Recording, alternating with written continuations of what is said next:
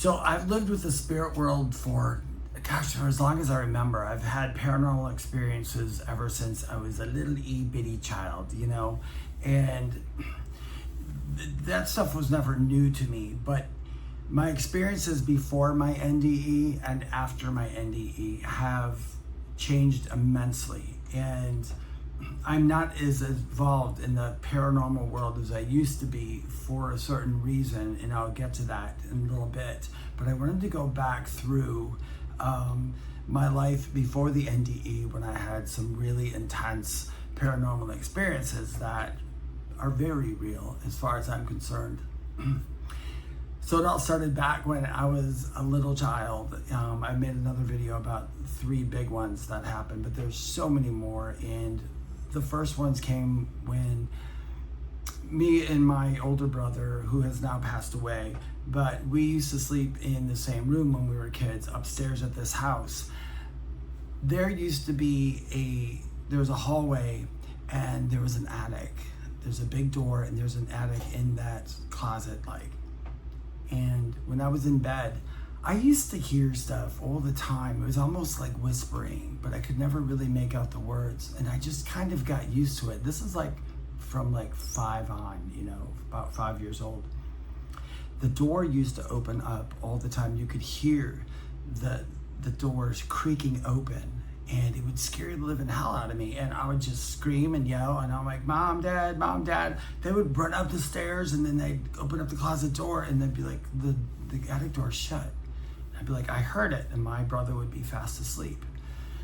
And then they'd go back downstairs. This would happen over and over. This went on for months and months. And then one of the biggest times when they finally paid attention to me, this was, gosh, probably about 8-9 months later after it first started, I screamed for them to come upstairs that the door was opening again. The door was opening, and my brother was just laying in bed. He's like, I didn't hear anything.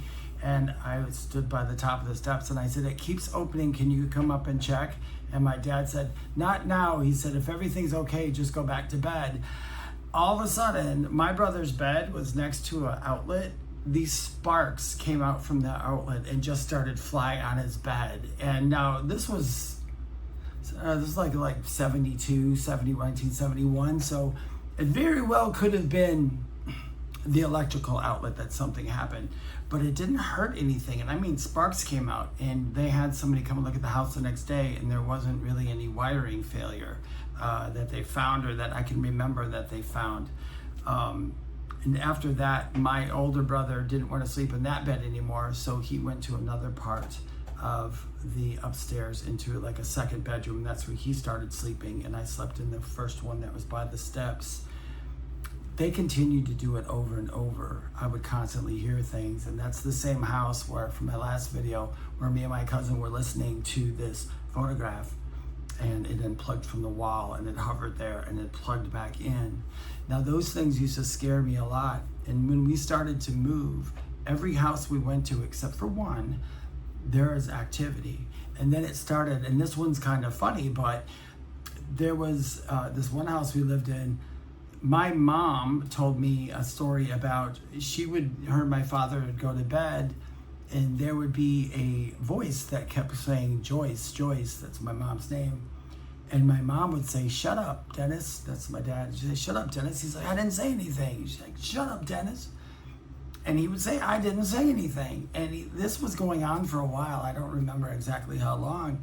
But the funny thing was, my mom was used to ghosts at this point. Okay, this is later on in life. There's so much stuff that's happened in the house. So she's like, yeah, she knows it's a ghost or something. And she'd call him George. And she'd say to me the next day, hey, David, George was back last night. And I'm like, well, tell George to bother Dad instead. So my mom did. And this is funny. My dad didn't know we had that conversation. My mom, one night before she went to bed, she said, leave me alone and just bother Dennis. The following night, when me and my mom were in the other room, my dad yells out from the bedroom, shut up, I'm trying to sleep, Joyce. And me and my mom looking at each other like, what? He's like, we're trying to sleep, Joyce. And my mom goes in the room and he said, what are you talking to? He goes, oh, I thought you were in bed. Why do you keep calling my name in bed? George went from calling my mom's name to calling my dad's name over and over. And now it's funny that the voice sounded like each other to them. That would happen. I saw a little girl in that house. That used to scare me. I used to get immense dreams when I got older. I had one paranormal thing that happened to me. I was in a bad relationship and I started sleeping in a separate bedroom. But as I started sleeping in that room, I kept having this dream about this dark figure. And like I'd be in a mall parking lot and he'd be just hovering back and forth, and I'd be on the other side. And when I took a step, he would take a step. I took a step, he would take a step. And I kept dreaming that over and over. And he's really sinister.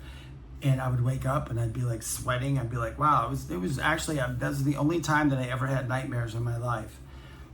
And one time when I went to bed, the same dream started happening. But this time, as I walked to the left and he walked to the left, I'd walk to the right and he walked to the right. And he was just like this black figure, this like scary silhouette thing with this like almost like a top hat on. I'm just kind of guessing at that point. I can't tell you exactly what he was wearing.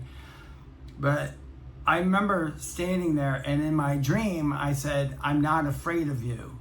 And then as I said that, it kind of jumped up and started flying towards me super duper fast, right to my face in the parking lot. And then I woke up. And when I woke up, it was standing in front of me and it had a pillow and put it over my face. And then I woke up again. So I had a dream within a dream. This thing like followed me out and just kept going. After I had that dream, I went into the other room and I broke up with that person. I'm like, okay, I'm freaking out. I need to get out of this house. I'm done. I broke up. After that, the dream stopped. But that was the most terrifying dream I had.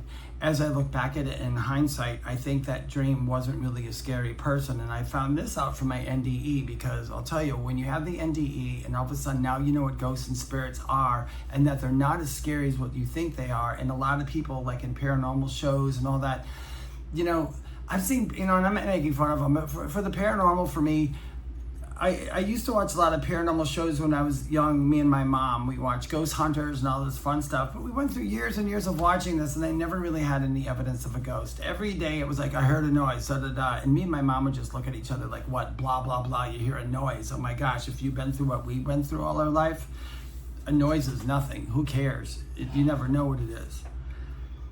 Now, after my NDE, I got back into the paranormal again for some odd reason, and I started doing investigations with paranormal teams.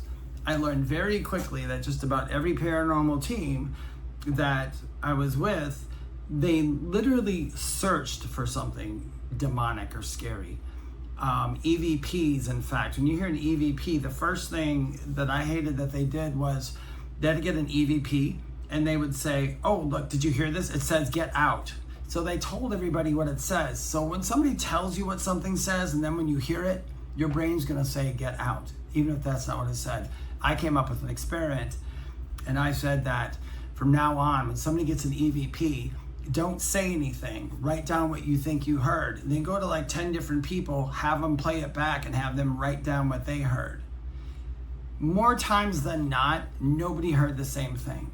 No, there was a couple of the ones that were scary though, where we all heard the same thing. And that was like, all right, that's proof right there, But I did investigations now. Being used to the paranormal, I went and investigated this old asylum. And I remember there was this room and it was full of dolls. And they did a walkthrough with me and another medium. And they wanted to see how haunted this place was. The guy who walked us through, he knew everything about the place. But we would just walk in and we would tell them what we feel. So I had heard that the woman in this room was real scary, where their dolls were, and that's why people brought the dolls, because they wanted to, appease her and all that. Well, I went in there and I was like talking, and I was like, I got enough evidence about her where they're like, okay, yeah, you're talking to that ghost. I'm like, she's not hanging out here. She's not stuck here. She's just hangs out. She likes the people coming through. And we found that out later on. When they looked up deeper into her, she was a really sweet person. She was there for the wrong reasons. But she came in there because of the fact that she liked the interaction with people. She liked that. But everybody made her out to be a terrible person. on that same little journey there, I was in a room where I walked in there and I said a lot of people were like chained up here for some reason, it felt like to me, and I kept telling them that, and they're just nodding their head. They're waiting for some really juicy stuff, you know. And I said they were chained up here, but I said, you're talking about people were missing from here. And I said, they're not missing because the ghost or whatever who used to be in charge of that, he told me, he said, tell them it's on a green ledger in the museum. So that's what I said. I mean, it's crazy when you get stuff like that. I just turned around and I said, he said to tell you it's in a green ledger at the museum. And they all looked at themselves like, what are you talking about?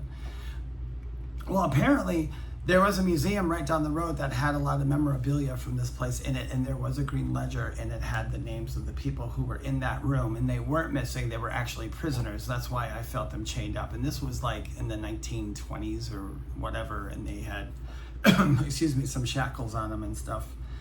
So I noticed that paranormal people started blowing stuff out of proportion. The biggest straw that was scary for the other people, but excuse me, not as much for me, was we went up to this giant attic, and the guy who was walking us through said, what do you get from this?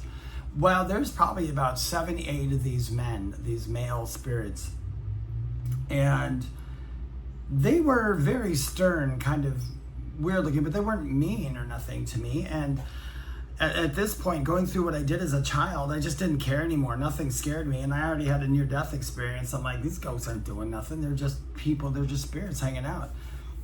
But they did something very, very cool to prove something to the gentleman who was there, who was like one of the main proprietors of saying stuff, or, you know, main components of saying stuff was so evil in here.